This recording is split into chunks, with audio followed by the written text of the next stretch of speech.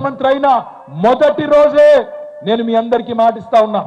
కేసీఆర్ గారు ముఖ్యమంత్రి అయిన తర్వాత మొట్టమొదటి రోజే మీరు మా తెలంగాణ తల్లి స్థానంలో పెట్టిన రాహుల్ గాంధీ తండ్రి విగ్రహాన్ని సకల మర్యాదలతో గాంధీ భవన్ కి పంపించేది కూడా ఖాయం ఖాయం ఖాయం.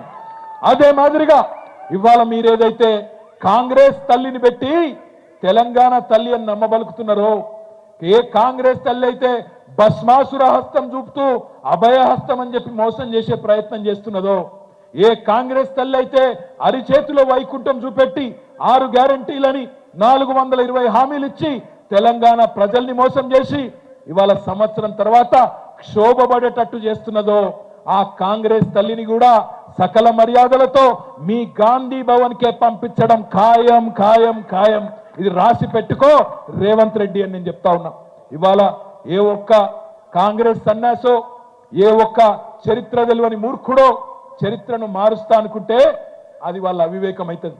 కానీ మనం జాగ్రత్తగా ఉండకపోతే, మనం అప్రమత్తంగా ఉండకపోతే, పెద్దలు చెప్తారు, సింహాలు తమ గాథ తాము చెప్పుకోకపోతే, సింహాలు తమ కథ తాము చెప్పుకోకపోతే వేటగాళ్ళు చెప్పే పిట్ట కథలే చరిత్రగా మారుతాయని చెప్తారు.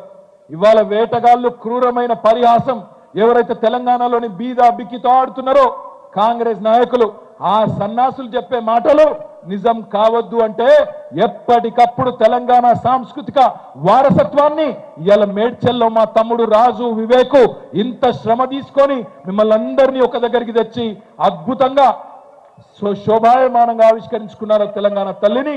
ఇదే పద్ధతిలో రాష్ట్రమంతా కార్యక్రమాలు చేద్దాం. ఇవాళ జరిగిన అపచారానికి, ఇవాళ ఈ కాంగ్రెస్ ప్రభుత్వం చేసిన అపచారానికి తప్పకుండా మనం తగిన రీతిలో సమాధానం చెప్పవలసిన బాధ్యత ఉన్నది. అందుకే ఈ వేదిక ద్వారా బీఆర్ఎస్ కుటుంబ సభ్యులందరికీ, రాష్ట్రంలో తెలంగాణ ఉద్యమంలో పాల్గొన్న ప్రతి ఒక్క ఉద్యమకారుడికి, ప్రతి ఒక్క ఉద్యమ బిడ్డకు నేను విజ్ఞప్తి చేస్తా ఉన్నా. 2 పనులు చేద్దాం.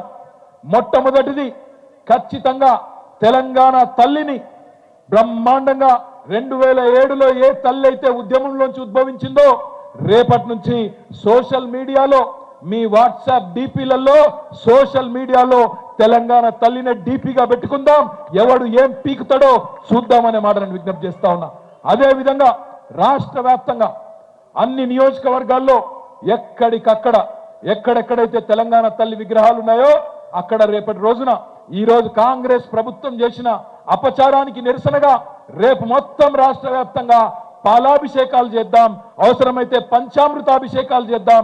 ఆ తల్లిని జరిగిన తప్పుకు క్షమాపణ అడుగుదాం. ఈ కాంగ్రెస్ మూర్ఖులకు చరిత్ర తెలియదు, ఈ సన్నాసులను క్షమించమని తప్పకుండా కోరదాం. ఇంకా చెప్పాలంటే చాలా ఉన్నాయి. మచ్చుకు ఒకటి, సంవత్సర పాలన మొత్తం విజయోత్సవాలు అని చెప్పి పైసలు బర్బాద్ చేస్తున్నది రేవంత్ రెడ్డి ప్రభుత్వం. రుణమాఫీ అయిపోయింది చేసేసిన అంటున్నాడు. ఇగో ఇప్పుడే మా మందా సంజీవరెడ్డి, మా శ్రీనివాస్ మేడ్చల్ ఎక్స్ఎంపీపీ, గట్కేసర్ ఎక్స్ఎంపీపీ ఇద్దరు వచ్చి ఒక కాగితం నాకు ఇచ్చిపోయారు.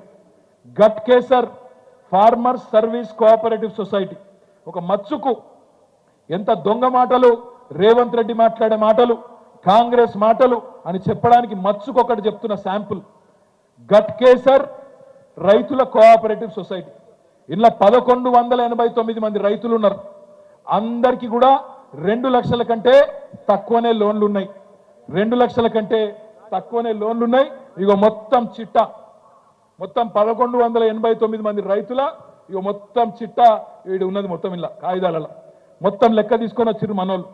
వాళ్ళకు కావాల్సిన రుణమాఫీ ఎంత అంటే మొత్తం తిప్పి తిప్పి కొడితే 18,98,00,000.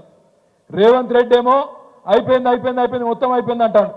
ఎంతమందికి అయింది ఎరికేనా? ఇలా 1189 మందిలా ఒక్కనికి కూడా కాలే, గుండు సున్నా. ఒక్కలంటే ఒక్కరికి కూడా కాలే. గిట్లుంటది రేవంత్ రెడ్డితో పెట్టుకుంటే, కాంగ్రెస్ తో పెట్టుకుంటే గిట్లుంటది. 6 గ్యారంటీలు అటకెక్కినాయి. ఏం జరిగింది ఈ సంవత్సర కాలంలో ఆలోచిస్తే 3 మాటలు చెప్పచ్చు. కేసీఆర్ కు తిట్లు, దేవుని మీద ఒట్లు, హామీలకు మాత్రం తూట్లు. 420 హామీలకు తూట్లు. ఇది తప్ప పీకిందేమీ లేదు. ఏం చేసినా రేవంత్ రెడ్డి సంవత్సరం నుంచి అంటే అదాని కోసం అల్లుని కోసం, అన్నదమ్ముల కోసం, బావమరిదికి అమృతం పంచడం కోసం మాత్రం